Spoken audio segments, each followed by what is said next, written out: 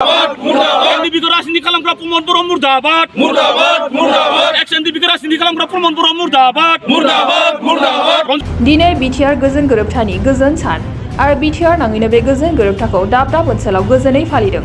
नाथाय दिनैनि सानाव बेनि उल्थायै उदालगुरि जिल्लानि गलमायाव दि हारिमुनि दैदेननायाव बारग' NDP बिथांमोना बिटिआरनि गाहाय प्रमद बर' बिथांखौ मुर्दाबाद स्लगानजों सोंखारिनाय नुनो मोननाय जादों।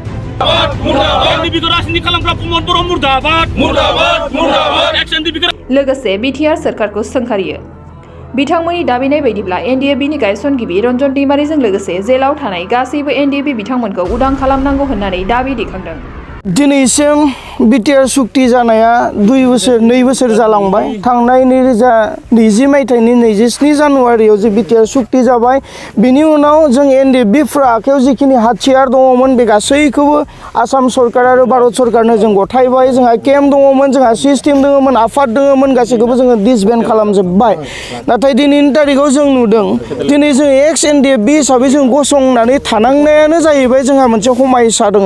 बे हमायसाखौ समाधान मोननो थाखाय जों दिनै आफादखौ डिसबेन्ड खालामखांनायनि उनावबो एक्स NDFB हिसाबै जों गसंनानै समाजनि गेजेराव रायजोनि गेजेराव जों खामानि मावबाय थानो गोनां जादों।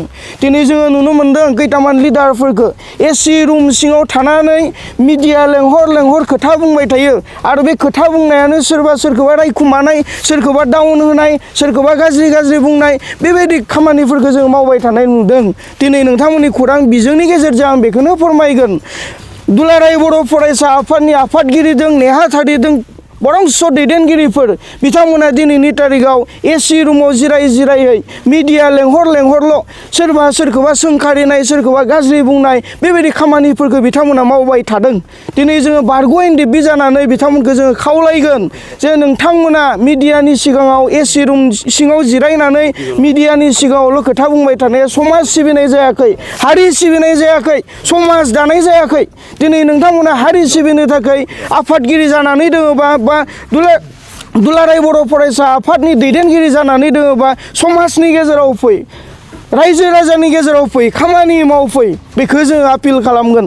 बेनिखायनो आं खुथारै खावलायगोन जे मिडियानि गेजेरजों जोंनि बर'नि माखासे दैदेनगिरिफोरा बेजों बे सोंखारिनायनिफ्राय गोजानाव थानायखौ मोजां होननानै आं बारग' NDFBनि जानानै आङो खावलायगोन। बेजोंनो लोगोसे दिनैनि तारिखाव जोंहा जि बिटिआर सुक्ति जालांनाय मोनसे सान, बे सानाव जोङो बावगारनानै थांनाय दैदेनगिरिफोरखौ जोङो गोसोखांहोदों, सिगनेटारिफोरखौ जोङो गोसोखांहोदों।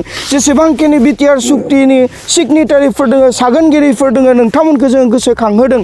NDFBनि जिखिनि हमायसा मेगनजोंनो नुबाय थादों बे हमायसाफोरखौ थाबैनो समाधान खालामनो थाखाय, बे गोसोखांहोनो थाखाय जों दिनै नोंथांमोन मिडियाफोरखौ लेंहरनानै खोथा आरो बाथ्रा बुंनो गोनां जादों। बेसेनोसै। गोजोनथाव खौरां। गोसो गुदुं फरायसा एबा सुबुंफोरनि थाखाय टारगेट कचिं इनस्टिट्यूटआ बेसेन गोसा सुबिदा लानानै फैदों। जायफोर बिथांमोना banking, railway, SSC, insurance, defence, Assam police बायदि आनजादनि थाखाय साखाफारा जानो मोजां खाबु मोनाखै, बैसोर बायदि फरायसा एबा सुबुंफोरनि थाखाय मोनसे मोजां खाबु सफैदों। बरपेटा रड बिशाल मेगा मार्टनि साखाथियाव थानाय आमतलाव बे टारगेट कचिं इनस्टिट्यूटखौ खुलिनाय जादों। आथिखालनि साख्रि मोनै आरो बेकार जेंनाखौ नोजोर होनानै बे टारगेट कचिं इनस्टिट्यूटआ सोलोंसाफोरखौ गोबां गियान होनो थाखाय राहा लादों। बे टारगेट कचिं इनस्टिट्यूटआव सोलोंथाइ होनो लानाय आयदाफोरा जाबाय banking, railway, SSC, insurance, defence आरो आसाम पुलिस। जायफोर सोलोंनो गोसो गुदुं बिथांमोना टारगेट कचिं इनस्टिट्यूटआव मुं थिसननो एबा गोबां मिथिनो थाखाय 8134097059 एबा 8638961177 जानबुं नाम्बाराव जगाजग खालामनो हागोन।